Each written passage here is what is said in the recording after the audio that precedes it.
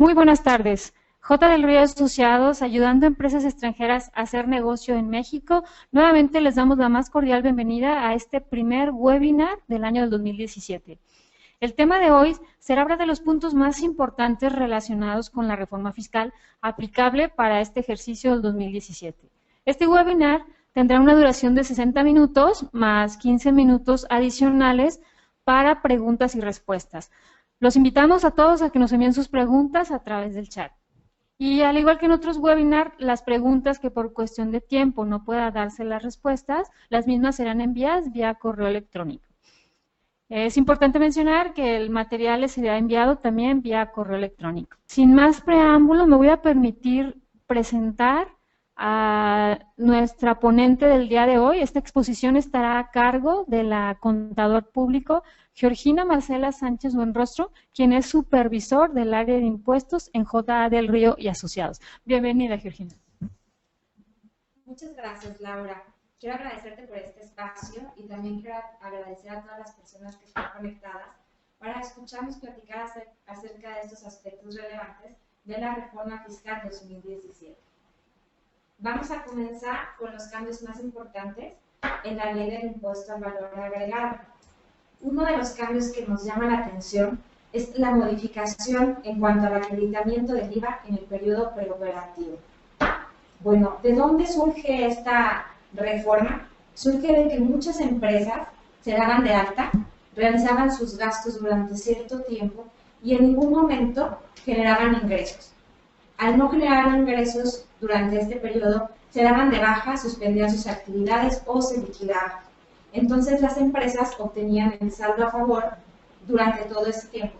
La autoridad, para evitar este tipo de abusos, reformó la ley del impuesto al valor agregado, modificando el acreditamiento del IVA en este periodo. Bueno, ¿cuál es el periodo preoperativo? El periodo preoperativo es el tiempo en el que transcurre para que las empresas realicen los gastos e inversiones en forma previa al inicio de sus actividades. Este periodo preoperativo tiene una duración máxima de 1 año y comienza a partir de que el contribuyente presenta su primera solicitud de devolución. Se puede considerar un periodo mayor siempre y cuando se acredita ante la autoridad fiscal cuáles son las razones por las que tú consideras que vas a tener un periodo mayor para iniciar tus actividades. Si no inicias tus actividades grabadas, vas a tener que reintegrar el impuesto al valor agregado con su respectiva actualización. Bueno, dentro de todo lo que les he platicado, se establece una nueva mecánica. ¿Cuál es esta nueva mecánica? Tenemos dos opciones. El IVA de los gastos en inversiones y periodos preoperativos se puede acreditar en la primera declaración en la que tú realizaste tus actividades, o puedes optar por la devolución del impuesto en el mes siguiente a aquel en el que realizas los gastos e inversiones. Si tú optaste por la devolución del IVA en el periodo preoperativo, vas a tener que presentar un formato especial. Este formato especial se llama solicitud de devolución de IVA en periodo preoperativo. Esta solicitud deberá de acompañarse con varios requisitos para que la autoridad fiscal pueda constatar que estás todavía en el periodo preoperativo efectivamente y que estás optando por esta opción. Es importante señalar que también se tendrá un acreditamiento y se tendrá que realizar una proporción en cuanto al valor de las actividades por las que se pagó el impuesto y la totalidad de los actos para la ley del IVA. Este acreditamiento se va a comparar contra la proporción aplicada para acreditar el impuesto que le fue trasladado al contribuyente durante el periodo preoperativo. Si tú tienes una modificación de más del 3%, vamos a tener que realizar un ajuste con su respectiva actualización y entregar el impuesto. ¿Qué pasa? Cuando yo inicio mis actividades, yo tengo que avisar al SAT que inicié mis actos grabados. ¿Cómo vamos a avisar? Bueno, vamos a tener que presentar un aviso en el SAT. Y este aviso es muy importante que todos lo tomen en cuenta, se debe presentar en el mes en el que el contribuyente inicie sus actividades. Y bueno, muchos se preguntarán, ¿qué pasa con los actos, los gastos y todo lo que yo estaba realizando antes del 2017? Bueno, pues a través de un artículo transitorio, la ley del IVA nos menciona que vamos a a seguir rigiéndonos como venía la ley hace años anteriores.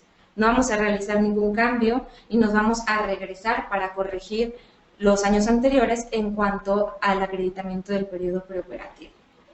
Bueno, cambiando un poquito de tema, les voy a platicar ahora acerca de la exportación de servicios de tecnologías de la información. ¿Qué pasa? Bueno, el gobierno se da cuenta que nuestro país tiene mucha gente talentosa y que realmente podemos competir como potencia contra varios países en este rubro. Por lo tanto, adiciona un nuevo supuesto a la exportación de servicios grabados que sean de tecnologías de información, aplicando una tasa del 0%.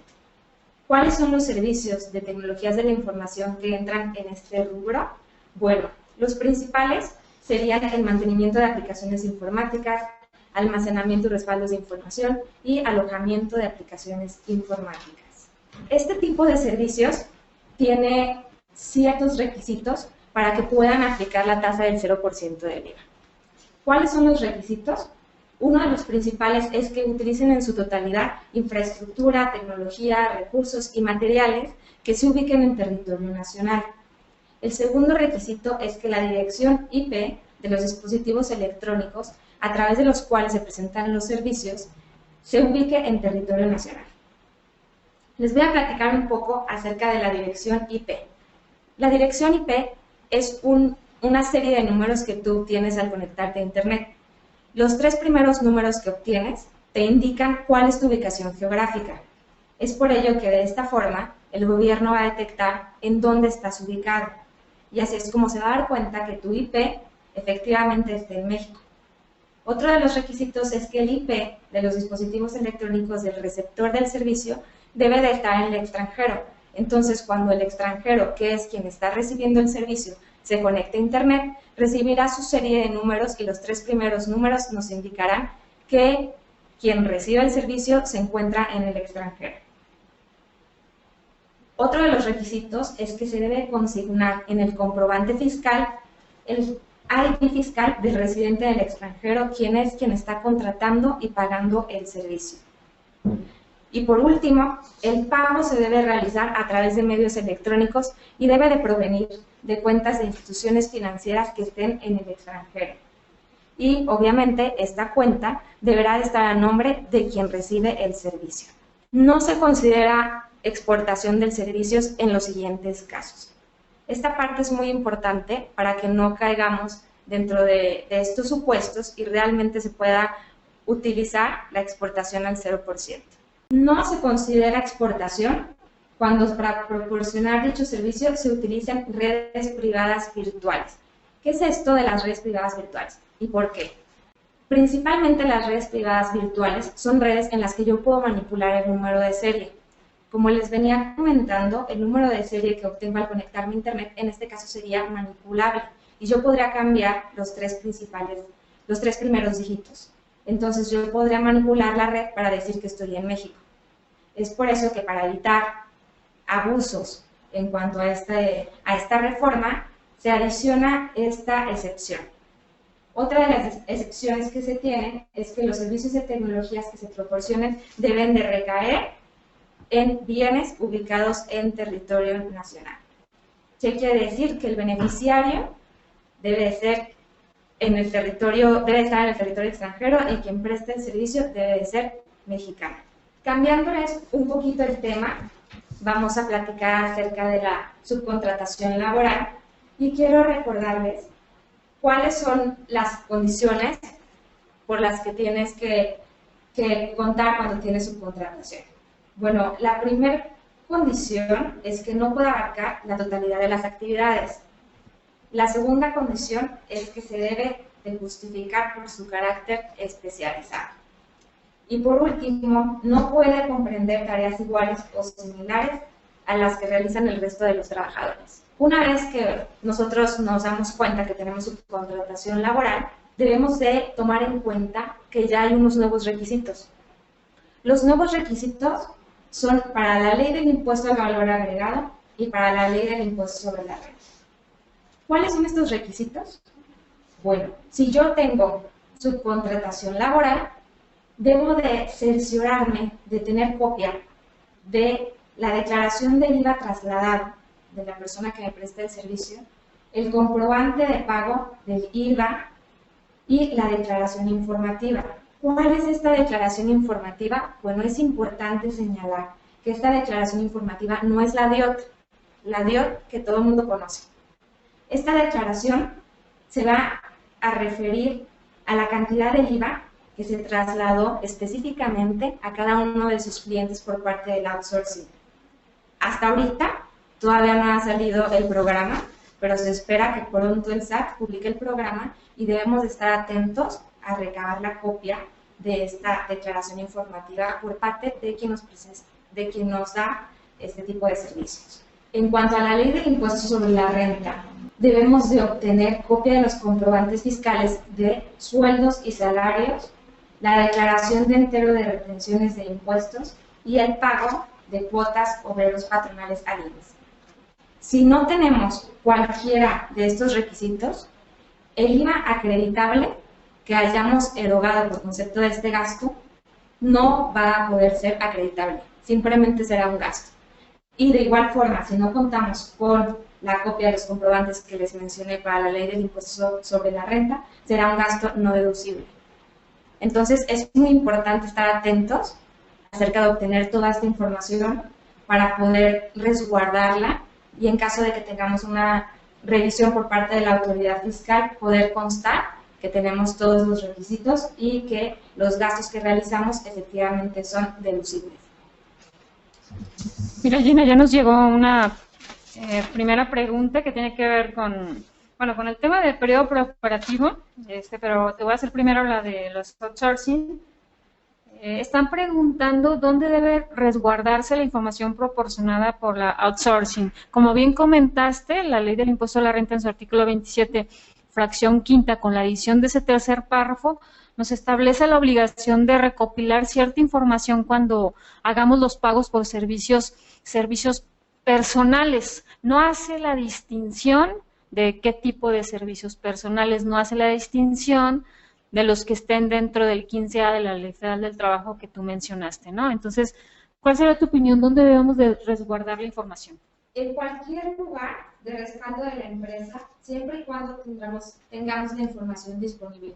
Esto es muy importante porque si tenemos una revisión, como bien les comentaba, y nos piden inmediatamente la copia de los comprobantes que ya les mencioné, debemos de estar en posibilidades de enseñarle a quien nos esté revisando la copia de esta información para que demostremos que el gasto se hizo efectivamente y que estamos cumpliendo con los requisitos que se mencionan en la ley. O sea, que invariablemente tiene que estar a disposición de la autoridad para el caso de una revisión, ¿no? Porque, como tú bien lo mencionaste, el hecho de no contar con esos requisitos prevé un mecanismo de desacreditamiento del pago provisional mensual. O sea, llega la autoridad, no tienes la información, entonces te va a pedir que nulifiques el IVA acreditable presentado en tu declaración. Otra pregunta, en el caso del requisito que se solicita al outsourcing, el comprobante de pagos de impuestos, ¿qué tipo de comprobante se refiere o a qué es lo que le tengo que pedir al outsourcing? Al outsourcing se le tiene que pedir copia de la transferencia. Cuando nosotros hacemos nuestro pago provisional, recibimos una línea de captura. Posteriormente, esa línea de captura se registra en el portal del banco y se hace el pago de los impuestos. Entonces, lo que nosotros tenemos que guardar es la copia de la transferencia, que es lo que nos acredita que estamos realizando el pago y comprueba pues, que dimos fin a la obligación, o sea, que realmente estamos en el supuesto de cumplimiento. Invariablemente la información que estamos solicitando es una información sensible, ¿no? O sea, le estamos pidiendo a la outsourcing, a la que nos presta los servicios de personal, que nos dé una copia simple de información del pago de sus impuestos. Y como tú mencionabas, también tiene que ver con las retenciones de los salarios, tanto el pago del IVA como las retenciones de los salarios. Entonces vamos a tener la problemática de que a lo mejor la prestadora de servicios nos provee un comprobante de pago de impuestos, pero realmente no tenemos la certeza de que ahí esté enterando el IVA que el contribuyente le está pagando a la prestadora de servicios.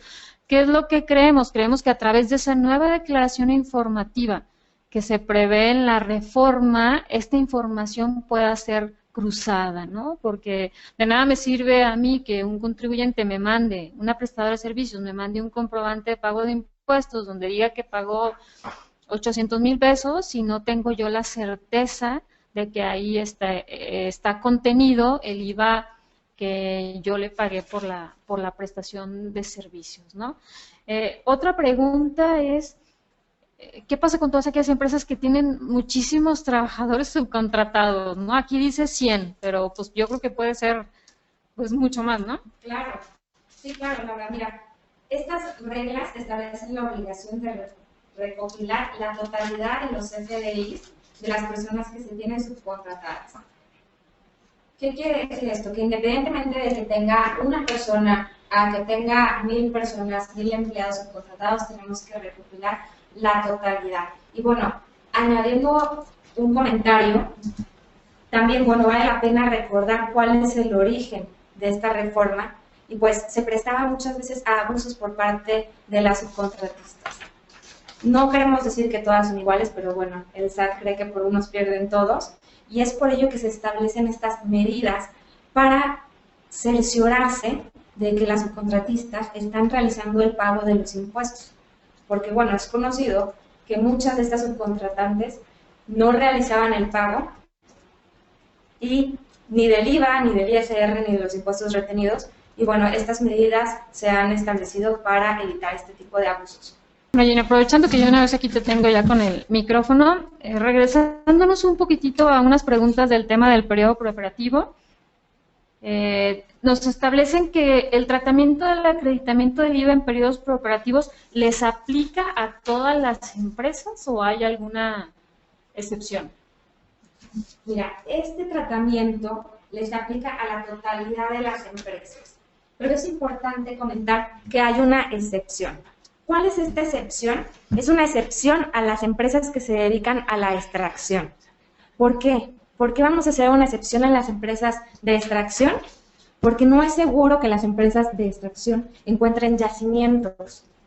Entonces, no sería seguro que este tipo de empresas tengan actividades que sean grabadas o que sean objeto de la ley del IVA. Es por eso que se tiene esta excepción a las empresas de extracción, pero de ahí en fuera les aplica a la totalidad de las empresas. Okay, serían empresas de nueva creación. Así es. Empresas. Sí, es muy importante comentar y señalar que les aplica a las empresas de nueva creación en el 2017. Para las empresas que se crearon en el 2016 no les va a aplicar este tratamiento del IVA. A ellos les va a aplicar la ley del IVA en cuanto al acreditamiento del periodo preoperativo, que no había nada regulado de una manera normal como lo veníamos conociendo. Bueno, vamos a leer por lo pronto la última pregunta para que tú puedas continuar con la exposición, Gina. ¿Qué ocurre si mi periodo preoperativo es mayor a 1 año? Periodo es mayor a 1 año. Yo tengo que acreditar ante la autoridad que voy a tener este tipo de eventualidad y debo de decirles cuáles son las causas por las que voy a tener este periodo mayor a 1 año y debo de presentar un escrito. Ok, Gina, pues si gustas continuar. Ok, perfecto. Bueno, cambiando el tema, vamos a platicar acerca de la ley del impuesto sobre la renta. ¿Cuáles son los principales cambios que tenemos en la ley del impuesto sobre la renta? Es la expedición de CFDI por dependencias públicas. A partir de ahora, la federación, las entidades municipales, las entidades federativas y, bueno, en sí todo lo que sea dependencia gubernamental está obligada a expedir un CFDI. De igual forma, también está obligada a recabar los CFDIs que le emitan por los gastos que realicen. Y el plazo que se otorga es de 4 meses. Entonces, bueno, los municipios, las entidades y ahora sí que el gobierno tendrá este tiempo para adaptarse y programar sus sistemas para que nos emitan los CFDIs. Y desafortunadamente, pues bueno, en la misma disposición se establece que el CFDI no va a ser descargable automáticamente, o sea, se lo vamos a tener que solicitar, por ejemplo, si hacemos el pago de aprovechamientos o derechos a la dependencia a la cual estamos realizando el pago respectivo, lo cual se va a convertir pues en un trabajo administrativo adicional. ¿Quién no ha tenido problemas para pedirle a las autoridades el comprobante del pago del predial? O sea, tenemos que mandar un correo de forma pues muy rudimentaria, muy arcaica. Deberían las autoridades de poner en su página de gobierno algún link donde tú puedas ir descargando estos comprobantes fiscales digitales por internet, ¿no? Así es, Laura, como comentas, bueno, va a requerir un poquito más de tarea administrativa, pero tenemos que estar pues al día en cuanto al cumplimiento de este tipo de actividades. Ahora, bueno, esta parte les quiero platicar un poquito de dónde surge o por qué, bueno, se nos está otorgando un estímulo en lo que viene siendo energía verde. De acuerdo con nuestras autoridades, el 95.6% del total de las emisiones de gases efecto invernadero proviene del dióxido de carbono, el 38% en la quema de combustibles fósiles de las fuentes móviles, de las cuales el 24% corresponde a vehículos automotores que usan gasolina. Y bueno, para evitar este tipo de contaminación, la autoridad fiscal nos modifica esta parte de la ley.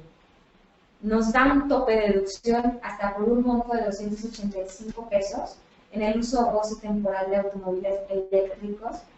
Adiciona, dentro de la deducción de inversiones, el 25% para bicicletas convencionales, bicicletas y motocicletas eléctricas.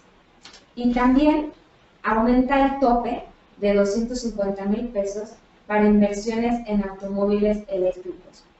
Bueno, esto es, como les comento, para estimular el uso de energías renovables, energía verde y para evitar todo lo que viene siendo la contaminación que tenemos en nuestro país. Es parte de nuestras reformas que estamos viviendo. En cuanto a los estímulos fiscales que tenemos, quiero platicarles también un poco acerca de dónde surge o por qué este apoyo que se tiene a las pequeñas empresas.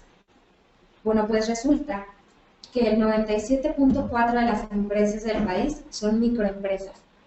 Y estas empresas son las que generan el 50% del empleo del país, constituyendo un segmento estratégico para el desarrollo económico nacional. Entonces, ¿qué quiere decir? Bueno, yo teniendo un 97.4% de empresas que son pymes, bueno, pues yo tengo que apoyarlas. Esa es la lógica de nuestra autoridad. ¿Y cómo las voy a apoyar a este tipo de empresas? Pues reduciendo la carga administrativa, haciendo que los tiempos de estas pequeñas empresas sean más eficientes para que durante ese tiempo que se van a ahorrar dando cumplimiento a las obligaciones fiscales, se pueda generar una mayor cantidad de empleo. Como ya lo sabemos, ese es uno de los fines principales que tiene nuestro gobierno, que es generar nuevos empleos. Y bueno, derivado de lo anterior, se otorga un estímulo a las personas morales que obtengan ingresos no mayores a 5 millones de pesos en el ejercicio anterior. Y deben de estar tributando en el título segundo. ¿Cuáles son estas facilidades de las que les estoy platicando? Una de las facilidades es que van a acumular sus ingresos y van a deducir sus erogaciones con base en el flujo de efectivo. Es decir, yo cobro, acumulo, deduzco, realizo el gasto y pago, es en ese momento en el que voy a aplicar mi deducción. Va a haber una sustitución de la deducción del costo de ventas por las compras. Pero bueno, muchos se preguntarán, ¿y qué voy a hacer con los inventarios que yo ya tenía hasta el 2016? La ley nos menciona que todos estos inventarios que yo ya tuve hasta el 31 de diciembre de 2016 se van a deducir vía costo de lo vendido hasta que se agote. No van a determinar el ajuste anual por inflación y de manera opcional pueden optar por realizar sus pagos provisionales sin aplicar coeficiente de utilidad. También otro punto muy importante son las inversiones. Las inversiones que yo tenga hasta el 31 de diciembre se les dará el tratamiento de ley de manera general. Platicando y siguiendo en esta misma línea de los estímulos fiscales, nuestra autoridad se dio cuenta de que, bueno, era un problema para los contribuyentes el hecho de tener que estar acumulando los estímulos que nos daban, el dinero que se obtenía a través de los programas del gobierno, y decidió que a partir de ahora no se van a considerar acumulables todos los estímulos que se obtengan a través de programas presupuestarios gubernamentales. Pero por supuesto que tenemos que cumplir con ciertos requisitos. ¿Cuáles son los requisitos? Bueno, pues tenemos que contar con un padrón de beneficiarios y reglas de operación. Estas reglas se deben de estar cumpliendo. Se debe de tener un cumplimiento de obligaciones según estas reglas, como les comento, y también se debe de tener opinión favorable del cumplimiento fiscal por parte de la autoridad competente. Bueno, en nuestra experiencia, esta parte es muy importante, ya que muchas veces se realizan los pagos, presentamos las declaraciones, etcétera, y la autoridad no lo reconoce. Entonces, nuestra recomendación es que la opinión se revise de manera mensual para que podamos estar al tanto de que tenemos una opinión favorable. Porque, bueno, Laura, no me dejarás mentir, es una serie de problemas cuando tenemos una opinión negativa. Incluso también para las compañías que tienen IMEX o algún tipo de programa IMEX, eso automáticamente te puede llevar a una suspensión del programa. Entonces, esto independientemente de que sea un requisito para no acumular el estímulo, debemos de estar al tanto de que nuestra empresa tiene una opinión favorable, una opinión positiva, y estarla checando de manera constante. Y otro requisito importante es que los gastos que se realicen con esos apoyos económicos no van a ser deducibles para efectos de este impuesto. Siguiendo en línea con los estímulos fiscales, tenemos 3 estímulos de los que les voy a hacer ciertos comentarios. Y bueno, el primer estímulo que tenemos es el de investigación y desarrollo de tecnología. Como les platicaba, en la reforma a la ley del IVA en cuanto a la exportación de servicios de tecnología, nuestras autoridades se dan cuenta que el país tiene una potencia en cuanto a la gente que se dedica a este tipo de actividades, a desarrollar tecnologías. Y es increíble cómo nuestros ingenieros mexicanos han demostrado a lo largo de estos últimos años que pueden competir a nivel mundial. Entonces, al darse cuenta de esto y al querer competir de manera internacional con ingenieros de calidad, con este tipo de desarrollo de tecnologías, se otorga un estímulo que consiste en el 30% de gastos e inversiones en este rubro. El segundo estímulo del que les voy a platicar es el del deporte de alto rendimiento. ¿De dónde surge este estímulo? Bueno, pues ya vimos los resultados de nuestro país en las pasadas Olimpiadas, que no nos fue tan bien. Entonces, las autoridades se hicieron la pregunta de por qué, ¿no? Y una de las razones es por las que se dan cuenta de que no tenemos la suficiente infraestructura para que las personas puedan practicar el deporte y lo puedan hacer en un ambiente competitivo para poder hacer frente a las competencias de nivel internacional y poner el alto nombre de nuestro país. Es por ello que se otorga un estímulo de hasta el 10% del ISR causado en el ejercicio anterior. ¿Y en qué consta? Bueno, este es el límite y consta en todos los gastos que yo realice en infraestructura para practicar alto rendimiento. Y bueno, lo hemos estado viendo en muchas de nuestras empresas que son Great Place to Work y que se dedican a mejorar, bueno, la calidad de vida de los empleados que tienen y realizan este tipo de modificaciones en sus empresas. Entonces, bueno, habrá que ver y analizar si es posible aplicar este tipo de estímulos. Y bueno, por último, tenemos los equipos de alimentación para vehículos eléctricos. También ya lo he mencionado en la presentación, que la autoridad se preocupa por el uso de energías renovables, energías verdes y por disminuir las cantidades de dióxido de carbono que emiten los coches que circulan en el país. Y bueno, es por ello que se otorga un 30% del monto de las inversiones realizadas por este concepto, pero se tiene que cumplir con un requisito. Un requisito que es que se debe de encontrar conectado y sujeto de manera fija en lugares públicos. ¿Por qué este requisito? Bueno, pues yo podría tener mi equipo de alimentación para mi vehículo eléctrico en mi casa, pero esto no podría darle acceso a todo el mundo. O sea, es decir, que yo no podría hacerlo de manera pública ni llegar cualquier persona a mi casa a que conecte su vehículo. Es por eso que debe de ser de manera fija y en un lugar público para que cualquier persona, cualquier ciudadano pueda conectar su automóvil y, bueno, pueda tener la carga. ¿Cuáles son las generalidades? Bueno, se debe de aplicar contra el ISR que se tenga a cargo. Como ya les mencioné, no va a ser acumulable para efectos del ISR y no podrá aplicarse de forma conjunta con otros beneficios fiscales. Esta parte es muy importante porque tenemos que analizar si vamos a aplicar más de 2 estímulos fiscales, cuál es el que más nos conviene. ¿Estás de acuerdo, Laura, conmigo? Será muy importante estar al tanto en eso, hacer un análisis respectivo para no caer, bueno, en este error. Y también se deben de otorgar a través de un comité especializado en cada materia. Cuando sea mayor que el ISR del ejercicio, la diferencia se podrá acreditar contra el ISR a cargo de los 10 años posteriores. Si tú no aplicas el crédito, ya sea porque se te olvidó, porque tuviste ahí un desfase, cualquier cosa, no vas a poder hacerlo durante ese ejercicio. No vas a poder hacerlo durante ese ejercicio, ni en los ejercicios posteriores, hasta por la cantidad por la que pudiste haberlo realizado. Tendrás que presentar en febrero una declaración informativa en la que detalles los gastos e inversiones realizados y esta parte tiene que estar validada por un contador público registrado. Porque les comento que muchas veces había abusos de contribuyentes. Entonces se tenía el estímulo, se realizaban los gastos, pero no había transparencia. Entonces no se tenía la certeza de que realmente el estímulo que se tenía, el dinero que tú estás recibiendo, se gastaba efectivamente en el objeto por el que te habían dado ese impuesto, ese acreditamiento, ese estímulo, bueno, vaya, cualquier apoyo que te dé el gobierno de cualquier forma. Y también se debe de llevar un sistema de cómputo para proporcionar de manera permanente al SAT la información relacionada con la aplicación de estos recursos. Cambiando un poco el tema, les voy a platicar acerca de las donatarias autorizadas. En los últimos 10 años, el total de las donatarias ha tenido un aumento del 43%.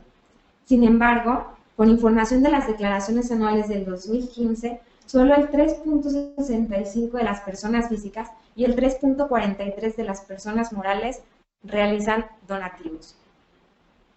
¿Qué pasa aquí? La autoridad dice, bueno, no es proporcional la cantidad de personas que hacen donativos con el crecimiento que ha tenido las compañías que se dedican a esta parte de actividades en cuanto a las donatarias, que son donatarias autorizadas.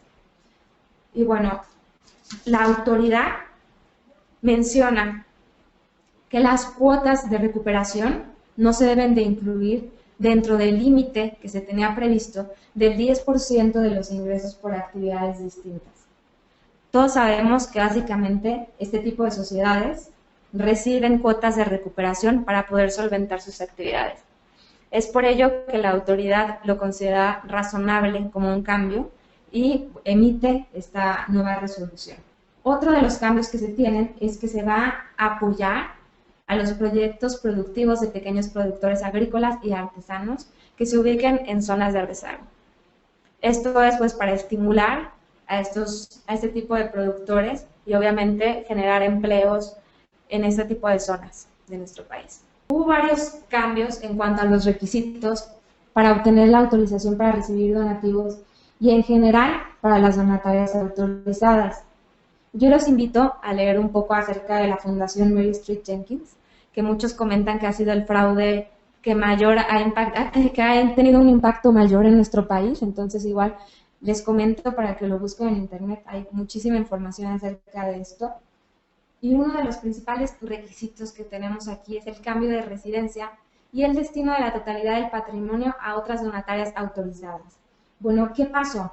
En esta fundación lo que pasó fue que cambió de residencia y destinó la totalidad de su patrimonio no a otras donatarias autorizadas, sino a otras actividades que dejaron de ser el objeto para el que fue construida esta fundación.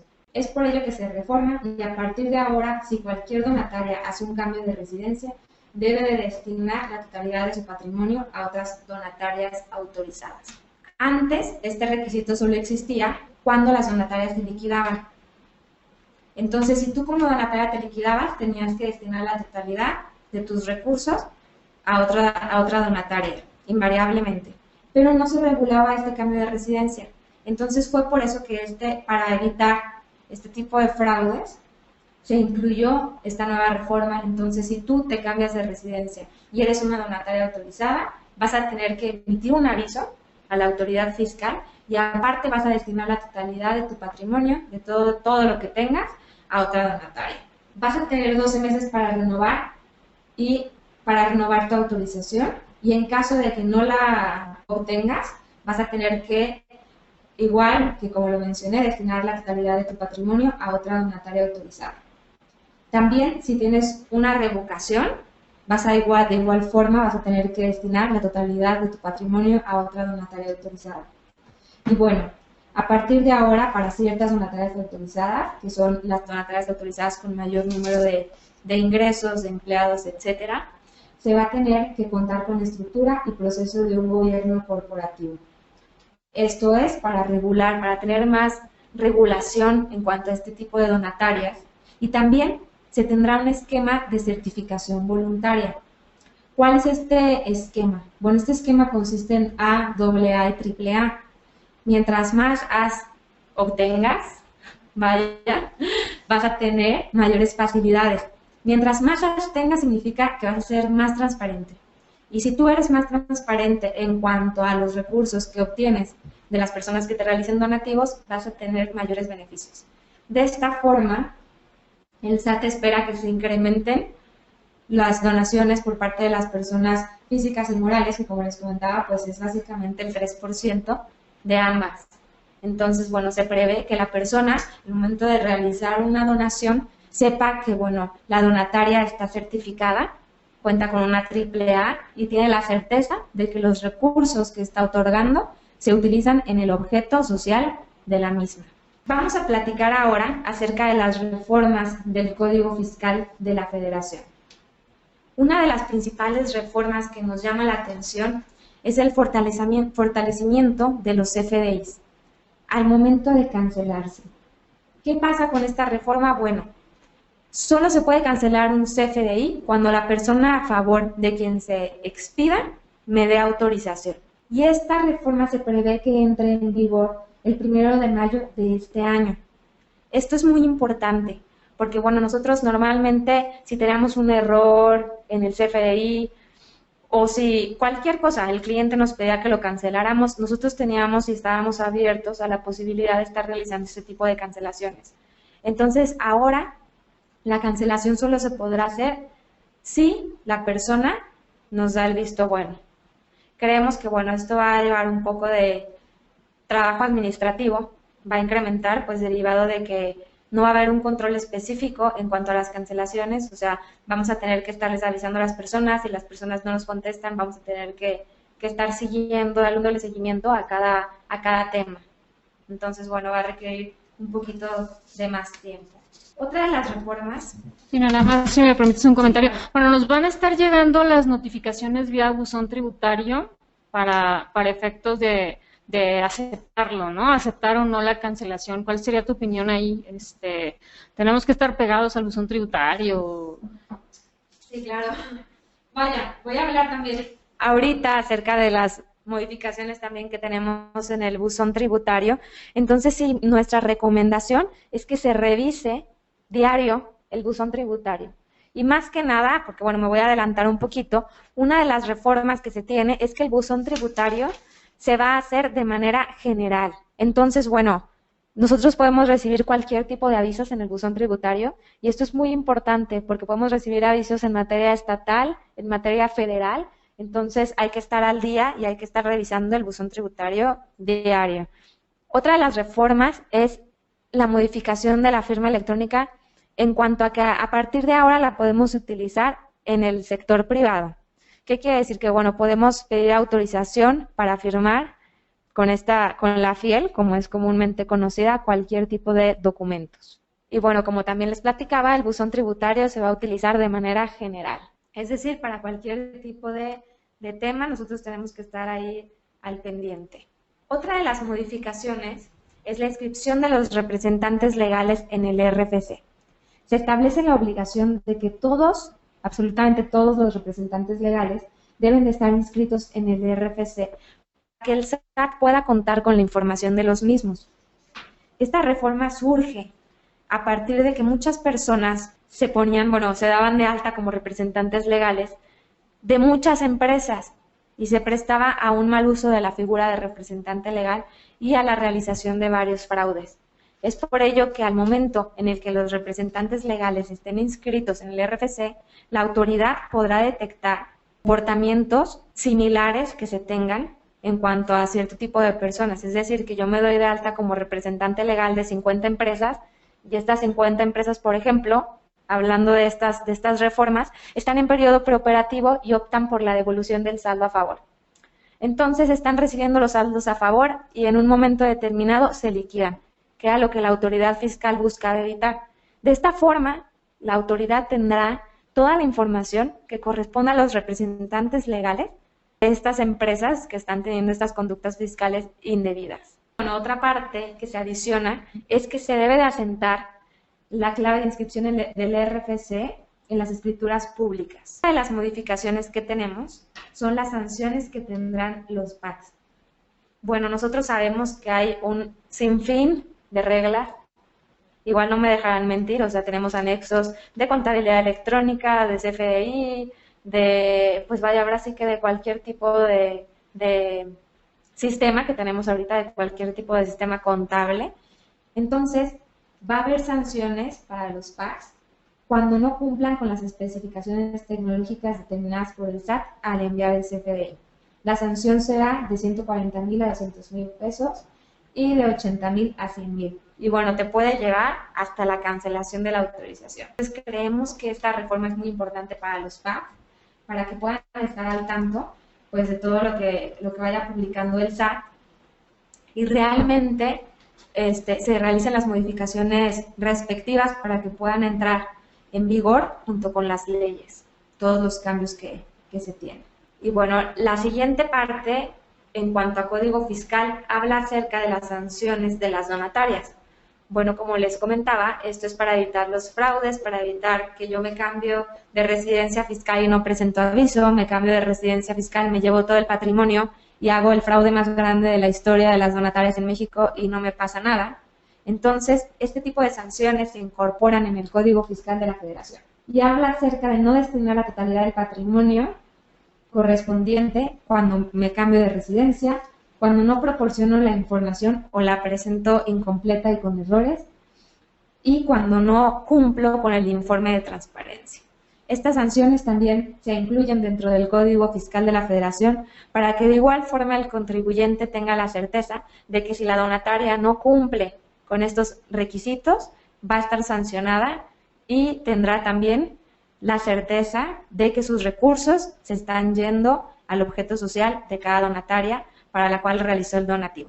Rápidamente les voy a platicar acerca de los cambios en el procedimiento en revisiones electrónicas. Se elimina la preliquidación que se emitía conjuntamente con la resolución provisional. Esto es para dar certeza al contribuyente, fue por eso que se reformó esta parte, y se establece un límite de 6 meses para concluir la revisión.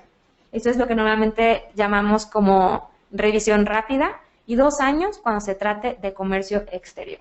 Hasta aquí voy a platicarles acerca de todas las reformas más importantes que tuvimos en materia federal. Y bueno, quisimos hacer un espacio para platicar acerca de las reformas que nosotros consideramos, bueno, que ahorita están al día y que debemos de poner mucha atención. Y son las reformas en la Ley de Hacienda del Estado de Jalisco. ¿En qué constaron estas reformas o por qué les platico que son tan importantes? Bueno, esta reforma la tenemos que voltear a ver todos, porque realmente todos estamos afectados en cuanto a la reforma, todos estamos incluidos, todos tenemos algo que ver. Principalmente quienes reciben servicios de personal por parte de un tercero. Quienes tienen servicios de subcontratación o quienes tienen outsourcing. Estas personas van a estar obligados a lo siguiente. Deben de retener el impuesto causado por el prestador de servicios de personal y enterarlo. Deben de presentar su aviso de inscripción con carácter de retenedores ante la Oficina de Recaudación del SAT y deben de expedir constancia de retención del impuesto sobre nómina. Bueno, ¿qué quiere decir esto? Que si yo tengo este tipo de servicios, tengo que inscribirme como retenedor, porque yo le voy a retener a quien me está prestando el servicio. Así es. ¿Y cómo voy a hacer el cálculo? Bueno, este cálculo se realiza de la siguiente forma. El prestador me debe de informar el total de los salarios más el markup que me está cobrando. Es decir, me debe de decir, te estoy cobrando 20,000 pesos de salarios más 20,000 pesos de markup. Bueno, eso nos parece un poco complicado porque, bueno, consideramos que es información confidencial, pero bueno, así es como está redactada la ley. ¿Y qué voy a hacer? Sobre el total de los salarios, yo voy a multiplicarlo por el 2% y voy a retener ese 2%. Por otra parte, si la prestadora del servicio no me quiere dar la información, yo voy a multiplicar el total de la factura por el 90% y al resultado le voy a aplicar la tasa del 2%. Entonces es así como yo voy a estar reteniendo el impuesto a quien me preste este tipo de servicios. Y bueno, no sé, Laura, si quieres hacer algún otro comentario en relación con las prestaciones de servicios profesionales. Sí, Gina, gracias. Nada más puntualizar que esto es aplicable ahorita al estado de Jalisco y alrededor de unos 10 o 12 estados más. Y repitiendo un poquitito lo que establece el artículo 46 de la Ley de Hacienda del Estado de Jalisco es, si tú realizas pagos por servicios de personal, estás obligado a retener el impuesto sobre nóminas. ¿Cómo lo voy a obtener? O sea, de la factura, como bien lo dijo Gina, voy a retener un 2% y ese 2% voy a estar obligado a inscribirme. Esta obligación entra en vigor a partir del 1 de enero del 2017, o sea, ya debimos de haber retenido ese 2% sobre nóminas por el pago de los servicios personales, y antes de que venza mi impuesto sobre nóminas, que es el próximo 12 de febrero del 2017, yo debo de inscribirme ante la Secretaría de Planeación, Administración y Finanzas, que antes era la Secretaría de Finanzas, para efectos de poder enterar dicha retención. ¿Y qué va a pasar con esto? O sea, si yo realicé pagos en enero, me voy a inscribir antes del día 12 de febrero como retenedor del impuesto sobre nómina por la prestación de servicios de personal, y voy a tener también la obligación de emitir una constancia a la prestadora de servicios para efectos de que ellos los puedan considerar en su cálculo. El artículo actual, que es el artículo 46 de la Ley de Hacienda del Estado de Jalisco, no prevé que la empresa outsourcing, prestadora de servicios, pueda acreditarse ese impuesto. Sin embargo, en algunos foros se ha establecido que los formatos que ya fueron publicados por la Secretaría de Planeación, Administración y Finanzas ya contienen el espacio correspondiente para efectos de que la prestadora de servicios pueda acreditarse ese 2% que les van a estar reteniendo a las empresas o personas físicas pagadoras de los servicios de personal. Con todo gusto, al final de la sesión nos pueden escribir y les podemos reenviar los formatos ya publicados para efectos de cumplir con esta nueva obligación, ¿no? Mucha labor administrativa, ¿no? Y muchas complicaciones para todas las prestadoras de servicios. Sí, así es, vaya. Desde el momento en el que te tienes que inscribir, o sea, sería que el representante legal vaya a realizar la inscripción, realmente no está claro. O sea, creemos que nos hace falta información en este tipo de modificaciones, porque hay varias cosas que no quedan claras. Por ejemplo, también tenemos el formato. En el formato no está claro si yo soy el retenedor, si yo soy la persona a la que le están reteniendo. ¿Cómo voy a realizar este tipo de pagos? Por ejemplo, yo en el paso 1, yo me voy y me inscribo. Una vez que estoy inscribo, suponemos, porque realmente tampoco tenemos la certeza, de que recibimos nuestra constancia de inscripción, lo estamos asimilando como si yo fuera a inscribirme en el RFC. Me doy de alta porque tengo esta obligación. Asumimos, como bien lo vuelvo a recalcar, que yo obtengo mi constancia de inscripción a esta obligación. Posterior a ello, yo voy a tener que solicitar a mi prestadora de servicios cuáles son los salarios por los que él está realizando en nombre mío, cuáles son las personas que están contratadas y cuánto les pago a cada uno. Una vez que yo recibo esta información, voy a realizar el cálculo. Ya que recibí esta información y que tengo mi cálculo, voy a aplicarle la retención a esta persona. Para ello, voy a tener que expedir mi CFDI con un complemento. ¿Cuál va a ser ese complemento? El complemento será de impuestos estatales, pero realmente todavía no lo tenemos claro. O sea, no hay una regla especial que nosotros hayamos leído en la ley de Hacienda del Estado de Jalisco. Todavía no se publica en la página. Exactamente, entonces va a ser muy importante estar dándole seguimiento a cómo vamos a poder dar cumplimiento a esta obligación. Y bueno, una vez que yo ya hice mi retención, expedí mi CFDI y realicé el pago, voy a tener que llenar una constancia para la otra persona y voy a tener que llenar un formato de pago. Ese formato de pago también ya lo tenemos, igual si gustan se los podemos mandar al final de esta presentación. Lleno mi formato de pago y realizo la erogación a la Secretaría de Finanzas. Bueno, Secretaría de Finanzas del Estado de Jalisco que, como lo comenta Laura, cambia de nombre. También es importante comentar que yo voy a estar obligada a inscribirme hasta que esté en el supuesto. Si yo en el mes de enero no realicé ningún pago a una prestadora de servicios de personal, pues no me voy a inscribir. O sea, a lo mejor decido subcontratar por ahí de junio y es hasta entonces cuando me voy a tener la obligación de darme de alta, porque si me doy de alta desde enero, pues voy a tener que estar presentando ese campo del renglón de retención del 2% sobre nóminas en cero, lo cual pues va a resultar muy extraño para la autoridad, ¿no? Si no realizo ningún pago de servicios de personal en el año, pues no tendría la obligación ni de inscribirme, ni de retener, y mucho menos de realizar el pago.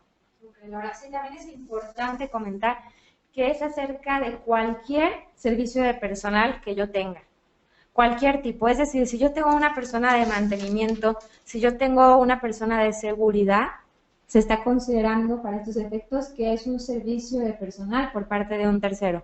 Entonces yo me encuentro obligado a realizar esta retención. Aquí hay una pregunta, Gina, me imagino que es relacionada con la ley de la reforma de Hacienda del Estado. Dice, es subcontratación, pero en realidad incluye otros insumos y no solo el servicio de limpieza. ¿Qué opinas? Bueno, habías comentado tú que la prestadora de servicio te tiene que hacer el desglose de lo que corresponde exclusivamente a sueldos y salarios. Y pensando un poquitito en la reforma que hay del artículo 27, fracción quinta de la ley del impuesto a la renta, que vas a tener la necesidad de recabar los comprobantes fiscales digitales por internet de los sueldos y salarios, pues ahí pudiéramos amarrar esta información, ¿no? Sí, de acuerdo, Laura, así es. El contratante nos deberá de dar la totalidad de la información, es decir, de una manera desglosada, cuáles son los servicios, cuál es la utilidad que él tiene, vaya, porque realmente nosotros en la factura muchas veces tenemos el importe global y no tenemos el desglose de cuánto fue por sueldo y cuánto es la utilidad. Entonces, como menciona Laura, si nosotros tenemos los CFDIs de los trabajadores y los sueldos, ahí podemos verificar cuánto fue de sueldo y a esto le vamos a tener que aplicar una retención del 2%, misma que tendremos que estar entrando el día 12 del siguiente mes. Vamos a pasar ahora a las dudas o comentarios. Vamos a leer algunas preguntas que tenemos y que nos estuvieron haciendo a través del chat. Nos preguntan qué ocurre en el tema de la reforma al periodo preoperativo si este periodo preoperativo es mayor a un año. Si el periodo es mayor a un año, tenemos que dar un aviso al SAT. Tenemos que hacer un escrito y tenemos que explicarle el por qué. Porque nosotros vamos a tardar más de un año en nuestro periodo preoperativo. Pero sí es importante que se dé un aviso, Laura. Así es. ¿Existe algún plazo para notificar al SAT el inicio de actividades en el caso de que se haya optado por la estimación de gastos e inversiones para la devolución del IVA? Ya, este plazo más bien es cuando nosotros iniciemos operaciones. Este aviso se debe iniciar cuando nosotros iniciemos las operaciones, hay que notificar al SAT en ese momento. En relación a la reforma del artículo 29, fracción cuarta de la ley del impuesto a la renta, si no cuento con el Tax ID, el Tax Identification Number, ¿cómo voy a requisitar el CFDI? Bueno, si nosotros no contamos con el Tax ID, no se debe de poner, es importante comentar que no se debe de poner el RFC genérico. Esto va a ser un campo específico. Entonces nosotros debemos de tener la certeza de que ese país no otorga Tax ID, porque realmente sí existen. O sea, hay países en los que no se cuenta con Tax ID y nosotros obviamente no estamos obligados a lo imposible. Ese espacio lo dejaríamos con un no aplica, a menos que las reglas de carácter general los mencionen lo contrario, pero por lo pronto sería dejarlo con un no aplica y pues hacer nuestro CFDI de manera normal, como ya lo conocemos, vaya. El tema de los estímulos, ¿los mismos deben de acumularse en pagos provisionales? No, los estímulos no se deben de acumular en los pagos provisionales para efectos del impuesto sobre la renta. Y como ya lo mencioné, no son acumulables tampoco en el ejercicio. También, bueno, las deducciones que yo tenga por concepto de estos ingresos no van a ser deducibles. Es decir, si yo obtengo un ingreso por concepto de un estímulo, obviamente con ese dinero lo voy a destinar para un objeto, o sea, se va a quedar el dinero en mi cuenta. Entonces, los gastos que se realicen con este dinero, no van a ser deducibles. Entonces, sí hay que estar muy atentos para no tener errores para la parte del registro contable, vaya que yo no vaya a considerar como deducible, o sea, que se me confunda. ¿Sabes qué? Obtuve este ingreso y lo gasté en este concepto, lo estoy haciendo deducible. Entonces ahí estaríamos cayendo en un error, estaríamos incumpliendo con un requisito para obtener un estímulo. Si la autoridad nos revisa el sistema contable, nos podría hasta desacreditar por ese estímulo, nos lo podrían quitar. Entonces sí será muy importante tener mucho cuidado con todos los ingresos que tengamos y con todas las deducciones que realicemos y que sean por parte de los estímulos que obtengamos. Mire, como tú bien dices, el requisito de la no deducibilidad, no acumulo el estímulo, pero tampoco deduzco y por consecuencia tampoco el IVA va a ser acreditable. Si yo recibo un estímulo, por decir un ejemplo, de 160,000 pesos y esos 160,000 pesos yo no los voy a acumular, pero los gasto en conceptos que llevan IVA, entonces suponiendo que la base de esos 160,000 pesos fueran 140,000 y 20,000 pesos de IVA, entonces los 140,000 son no deducibles y los 20,000 pesos que yo pagué de IVA son no acreditables. Por eso Gina puntualiza la importancia del debido registro contable. Lo voy a tener que mandar a una cuenta, sobre todo en el tema del IVA, que no va a ser acreditable. No la voy a poder adicionar a mi pago provisional, ¿no? Así es. Otra pregunta, dice, en el caso de subcontratación laboral, dice, tengo que recopilar la información de la prestadora de servicios, aun y cuando no esté en el supuesto del 15A de la Ley Federal de Trabajo. Así es, Laura. Nosotros debemos de recopilar la totalidad de la información, aunque yo no me encuentre dentro de los supuestos del 15A, que bueno, ya los platicamos con anterioridad. Y bueno, yo, independientemente de que tengo subcontratación o no, caigo en el supuesto del 15A, pero tengo una prestadora de servicios, debo de tener los comprobantes, recordando que bueno, los requisitos y las condiciones de la subcontratación es que no pueden abarcar la totalidad de las actividades, deben de justificarse por su carácter especializado y no puede comprender tareas iguales o similares a las que realizan el resto de los trabajadores.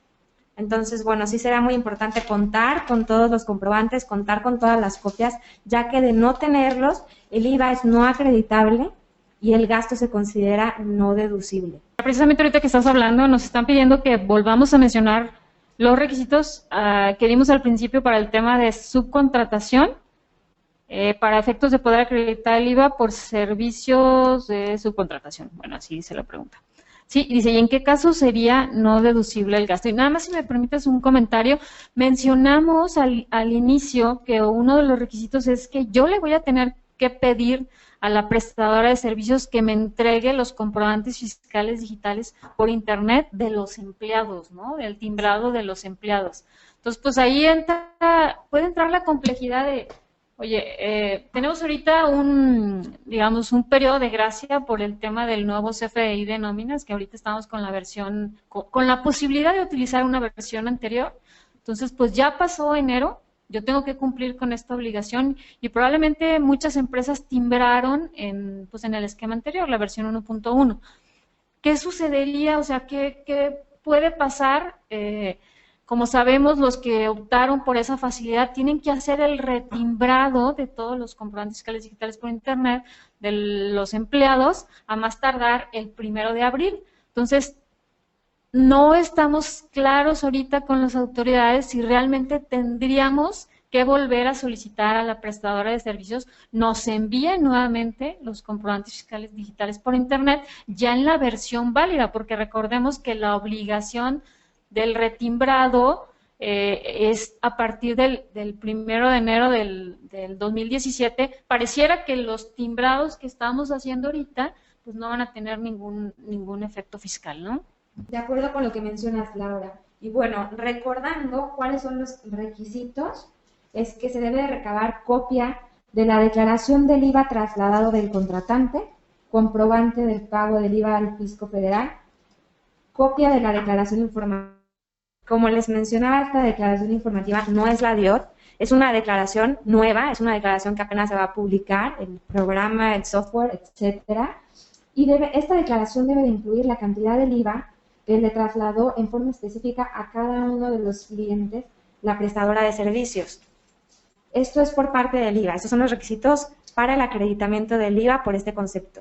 Y en cuanto a los requisitos en la ley del impuesto sobre la renta, se debe recabar copia de los comprobantes fiscales por concepto de sueldos y salarios, declaración de entrega de las retenciones de impuestos y pago de cuotas obreros personales, de cuota obreros patronales al IMSS, ¿verdad?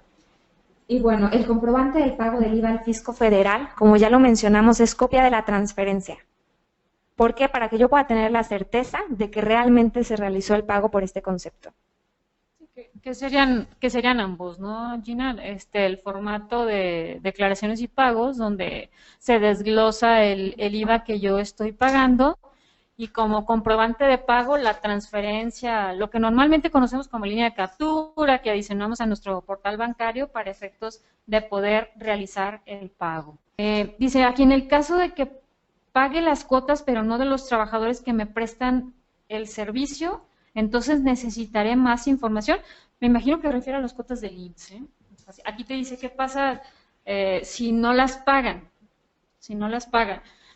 Sí, así es. Bueno, si realmente, si yo no estoy pagando esas cuotas, o sea, si las pagara el outsourcing, voy a dividir esta pregunta como en dos partes. Si las cuotas las paga el outsourcing, nosotros debemos de tener una copia de que realmente se pagó esta cuota. Si yo soy la persona que realizó el pago de estas cuotas, independientemente del acuerdo que yo tenga con el outsourcing, puede haber, por ejemplo, una negociación en la que ellos nos apliquen los servicios, pero nosotros estemos a cargo de estas contribuciones. En ese caso, quien va a ser el responsable voy a ser yo mismo. Entonces, yo voy a tener que tener copia de este tipo de comprobantes en un lugar de resguardo para que en caso de que llegue la autoridad y me haga la revisión de esta parte, yo pueda presentar la información y, bueno, acreditar que realmente se pagaron estas cuotas. Sí, yo creo que también pudiera ser factible el solicitarle la liquidación del Seguro Social, donde viene el desglose de los empleados, para tener la certeza de que sí se están cubriendo la totalidad. Y no sabemos si dentro de esa declaración informativa que está pendiente de publicarse, existe algún rubro para el tema de seguridad social. Lo que es un hecho es que sí va a tocar renta y sí va a tocar IVA. Y pues de una vez, si lo quieren completar para cumplir con este nuevo requisito, pues ojalá y venga algo que tenga que ver con las cuotas del Seguro Social para que exista claridad y certeza para el contribuyente de que su documentación va a estar completa y debidamente soportada para efectuar la deducción. Sí, así es. Y bueno, también nos podrán otorgar el comprobante, pero ¿qué certeza tenemos de que ese comprobante corresponde a nuestros empleados? O sea, podría ser de otro tipo de otra empresa simplemente y nosotros tenemos ese comprobante y realmente no sabemos qué es lo que hay detrás. ¿Qué pasa si tengo un outsourcing y no me quiere proporcionar la totalidad de la información? Bueno, si el outsourcing no me quiere proporcionar la totalidad de la información, este gasto va a ser no deducible y el IVA va a ser no acreditable. Entonces, bueno, también va a ser muy importante que tengamos esto en cuenta, y si más si somos del estado de Jalisco, para efectos de la retención. Entonces, sí va a ser importante estar al tanto de cuáles son los gastos, cuál es el desglose, las contribuciones que estén pagadas, etcétera. En el caso del IVA acreditable pagado en el periodo preoperativo, nos preguntan cómo se debe hacer el registro en contabilidad. El registro en contabilidad, bueno, El IVA acreditable pagado debe de registrarse en una cuenta que se llama IVA pendiente de acreditar. Y una vez que se inicien las operaciones, se debe de hacer el ajuste al IVA acreditable. Esto es para evitar confusiones. Por ejemplo, yo al momento de registrar, puedo registrar en el IVA acreditable, pero ¿realmente me lo voy a acreditar? Si yo estoy optando por ¿cómo se dice? Por ese rubro, vaya, entonces va a ser muy importante que lo registre de manera correcta y más que nada para evitar confusiones en el registro. Dice, en relación al IVA acreditable de periodos preparativos, si no he iniciado operaciones, ¿cómo se tendría que presentar el pago provisional mensual ante Hacienda si no tomé la opción de devolución? Bueno, mira, si yo no tomé la opción de devolución, esto quiere decir que yo me voy a acreditar el IVA hasta que obtenga un ingreso, es decir, hasta que yo tenga un acto que es grabado. Entonces, ¿cómo voy a estar reflejando este IVA en los DIPs? En ceros. El IVA acreditable se deberá de llenar con un 0, tal cual. Entonces, yo no voy a tener derecho a ningún acreditamiento hasta el momento en el que inicie actividades. Y como bien ya lo hemos comentado, voy a tener que presentar un aviso de inicio de actividades. Entonces, ¿cuál será la mecánica? Primero, yo opto por esta opción y digo, bueno, voy a tener el IVA acreditable hasta que tenga una actividad grabada. Entonces, voy a presentar mis DIPs en 0 con el IVA acreditable en 0. Una vez que tenga mi actividad grabada, en caso que sea en un periodo menor a un año, yo voy a dar un aviso. Doy mi aviso al SAT y le digo al SAT, ¿sabes qué? Ya estoy teniendo actividades grabadas.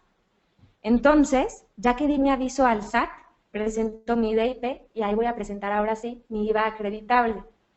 Entonces, es así como va a funcionar la mecánica para este tipo de situación y del IVA, ¿no? ¿A partir de qué fecha es obligatorio retener y enterar el 2% sobre nóminas? Esto ya está vigente a partir del mes de enero. Entonces sí va a ser muy importante que estemos al tanto de cuáles son los nuevos procedimientos que emita el Estado para dar cumplimiento a este tipo de retención. Entonces sí hay que estar al día, hay que estar revisando los formatos porque, bueno, tenemos entendido que los formatos van a cambiar, nosotros tenemos los formatos y realmente los formatos no son muy claros en cuanto a si yo soy el retenedor, si a mí me están reteniendo y, bueno, el Estado los va a reformar para que sean más claros y para que podamos enterar este tipo de contribución de una manera más fácil. En el caso de la subcontratación, ¿qué pasa con las empresas que nos prestan servicios de limpieza? Digo, no habla de si es del Estado o si es para la reforma de ISR-IVA, ¿no? Pero pues a lo mejor... Claro, podemos platicar, bueno, de los 3 rubros. Si yo tengo una subcontratación de limpieza, en servicios de limpieza, si yo la tengo en seguridad, la ley no me va a distinguir. Yo tengo que contar con copia de todos los documentos para que mi IVA sea acreditable, tengo que contar con copia de todos los salarios, de los pagos de las contribuciones, etcétera, para que mi deducción sea autorizada a efectos de la ley del impuesto sobre la renta y de igual forma voy a tener que aplicar la retención del 2% sobre nómina. ¿Y cómo? Bueno, yo le tengo que pedir a esta persona que me diga cuál es el total del salario, o si no me lo quiere dar, le voy a aplicar a la totalidad de la factura del 90% y al monto que obtenga el 2% de retención, misma que deberé de estar enterando el día número 12 del mes siguiente. Así es como va a funcionar la mecánica. El cálculo es solo considerando el concepto de sueldos más el porcentaje de utilidad. No se incluyen bonos, comisiones, gratificaciones, primas vacacionales. Yo creo que se refiere aquí al Estado, ¿eh? Sí, así es. Mira, platicando un poquito del Estado, nos van a tener que informar acerca de todo lo que viene siendo el sueldo, para nosotros poder realizar este cálculo. Como les comentaba, o sea, si ellos no nos lo quieren dar, porque realmente pues sí suena un poquito ilógico de que la otra persona te diga, ay, mira, te estoy ganando un 50%, pues claro que esto se va a prestar a negociaciones y hasta molestias por parte de las personas que reciben el servicio y es algo lógico. Vaya, o sea, yo voy a estar ahora sí que dando la información al cliente acerca de lo que le estoy cobrando, cuál es mi margen de utilidad, para que el cliente me haga una retención y a mí me están haciendo responsable de una retención que en realidad debería de enterar la persona responsable, que en este caso es el outsourcing. Consideramos que que bueno, es un tema que está en la mesa, que hay que poner atención y más que nada, pues hay que revisar los formatos, que inscribirnos, porque sí, es muy importante también comentar que si no cumplimos vamos a ser acreedores a una multa. O sea, yo voy a hacer una multa si yo no cumplo con mi carácter de retenedor. Si yo no me inscribo, me van a multar, me va a multar el Estado de Jalisco por no inscribirme, me va a multar por no entrar el 2% cuando realmente, bueno, volvamos al sentido lógico de quién es la obligación, quién es quien está incumpliendo y por personas que realmente no incumplen, yo voy a tener una carga administrativa mucho mayor. Bueno, entonces, hasta ahí les dejo nuestra reflexión, les agradezco a todos este tiempo. Principalmente quiero agradecerte a ti, Laura, por este espacio que me diste para platicar acerca de los principales cambios, cuáles son las reformas, qué es lo que nosotros consideramos que les puede afectar principalmente a nuestros clientes y esperamos volverlos a ver en nuestro siguiente webinar con otro tema de igual importancia. Muchas gracias. Gracias, Gina. Buenas tardes. Nada más comentar que sí nos quedaron todavía por ahí algunas preguntas sin contestar. Por cuestiones de tiempo vamos a tener que cerrar la exposición del día de hoy. Y aprovechamos antes de despedirnos para notificarles que durante el mes de mayo vamos a tener abierto una exposición al público en general, donde vamos a tocar todo lo relativo a estos cambios en el CFDI de nómina, las cancelaciones de los comprobantes fiscales digitales por Internet, la autorización que nos van a estar pidiendo a través de buzón tributario y el nuevo anexo 20, que es el denominado CFDI de recepción de pagos, que vamos a tener que estar emitiendo CFDIs al flujo, ¿no? Entonces, no nos queda más que agradecerlos. Durante el mes de marzo yo creo que vamos a sacar la convocatoria. A nombre de J. del Río Asociados, ayudando a empresas extranjeras a hacer negocios en México, agradecemos su presencia el día de hoy. Muy buenas tardes y buen provecho.